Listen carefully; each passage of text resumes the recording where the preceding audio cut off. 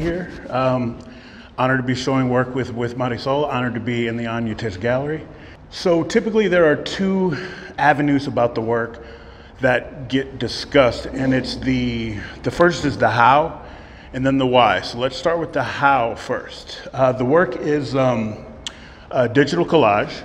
So what that means is every piece has at least 30 to 40 images in it, at least.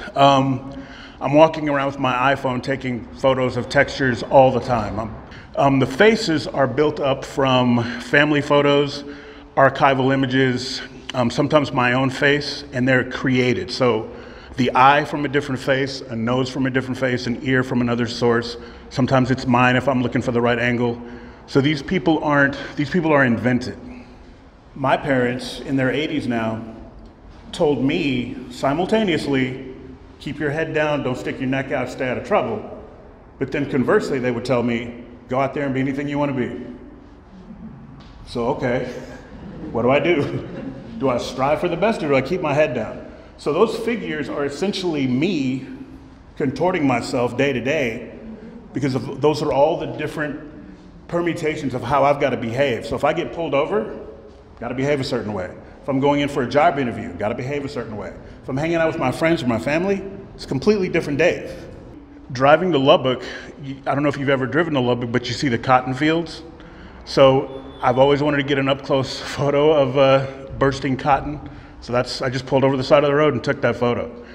So again, that's how the images are collected. Sometimes there's archival text that's scanned in. Sometimes there are manuscripts from books that I like. For instance, that's a manuscript from The Sound and the Fury. There are a lot of details in the work when you get up close. You'll see the piece back there called Pleasantries with the orange head wrap. You'll see a little button on the shirt, an antique button promoting women's suffrage. So there's this linkage from 100 years ago to today when you think about what's happening with the Voting Rights Act nowadays. So I always try to connect what's happening now to what's happened before, because that idea that some of the things we're going through now are nothing new. And there's this correlation and opportunity for empathy between black men and all women. There's this opportunity that we go through some of the same things. And that's a core part of what I like to talk about, because there are aspects of the legacy of slavery, the legacy of racism that you'll see. You'll also notice that the faces, because of that legacy, none of the faces have an expression of fear or defeat. You'll always see the expression of either pride, an expression of a direct gaze back at the viewer, because I want you to engage and understand or take that in internally and think about how you feel about the state of the country, where we've been, where we might be going. And it's a sense of resistance as well.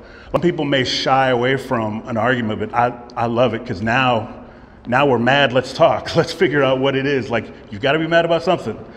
So this really came to a head. I showed art at the other art fair in Dallas.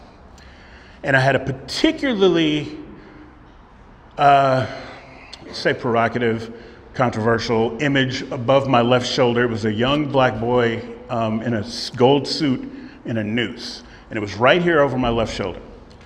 And I'm standing out facing the people walking by, talking, greeting, talking about the work. And every time somebody walks by, I know what they're looking at. So when they looked over this shoulder, I would see people stop, and they would kind of stare at it and look at me, look back at the work.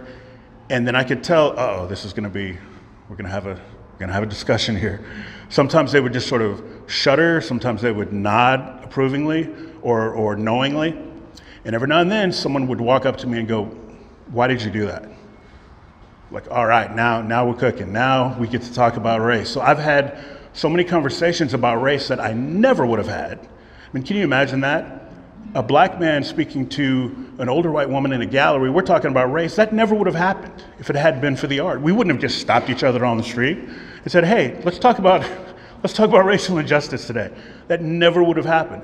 But in an art gallery, because of artwork, those conversations are now possible, at least in my life. So now I finally feel like I had this graphic skill, this visual skill, and now it's being put to good use. Because before, like I said, designing a logo for someone, not really changing the world. Not that my art's changing the world, but at least we're having conversations that hopefully will do that. So I think I ran through that pretty quickly, but that's my thing.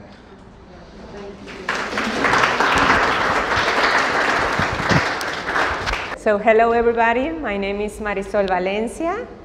I'm a Houston-based artist and I was born in Mexico and I was raised there. So my work seeks to capture my desire to find meaning and beauty in the everyday, in the abandoned, in things that have lost their purpose, that are overlooked or disregarded. I like to discover something special in the ordinary. I'm always trying to find significance in the insignificant, to find beauty where it's not expected.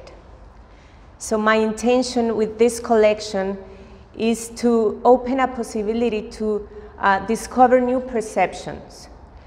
I use materials as a resource to reflect and reconsider what it is that makes us appreciate something, how open we are to discover new perspectives, and how often we let us be surprised by the unexpected.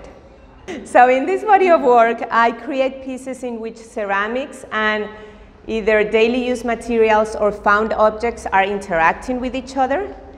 So just to mention, for example, I use burn matches because during pandemic, my stove broke. So I need to light the pilot with matches every single time. I use them later. This is a piece that it was on a construction site and it was abandoned. They took everything away and then they left that, and I keep passing by that, and it just caught my attention. Those are concrete expansion joints from a street under reparation. This is the cord that they used to make shoelaces. Those are the nails from my backyard that floated during Harvey. So it needs a renovation, so I kept the nails.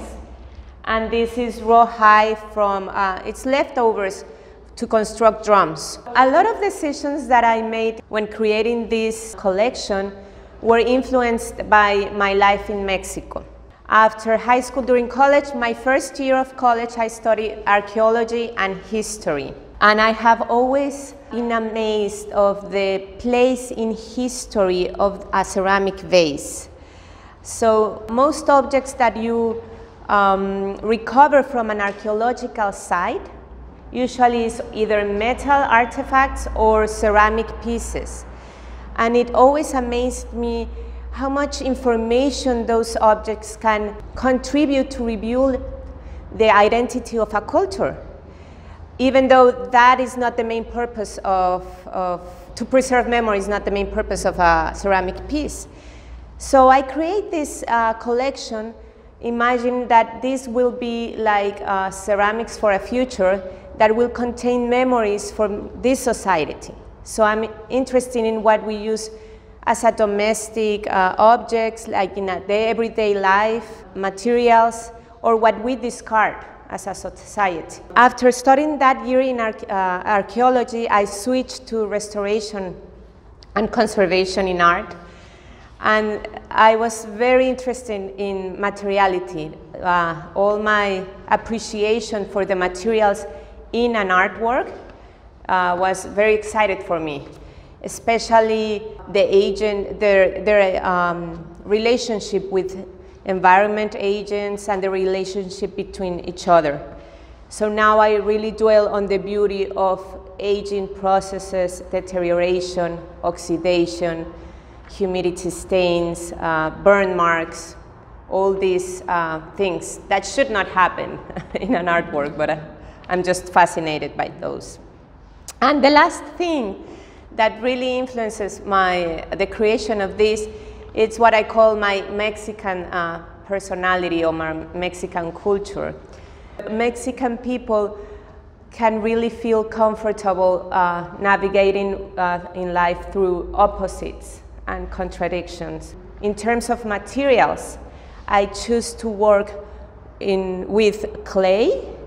That is a material that is from nature, organic, that is very ancient, and pairing with a material that is in mass production. I like to keep like one part as a negative space that works like as a quiet area, like minimal information, and then an area that is more loud, more active, full of energy. So it's always about combining opposites. The Mexican culture is represented in the ceramic part, that I really feel that is more grounded, more close to earth, more close to my heart. And the other part is what I found here, and it's the active part, the more alive part, that it's in my present, and this is in my past. Thank you.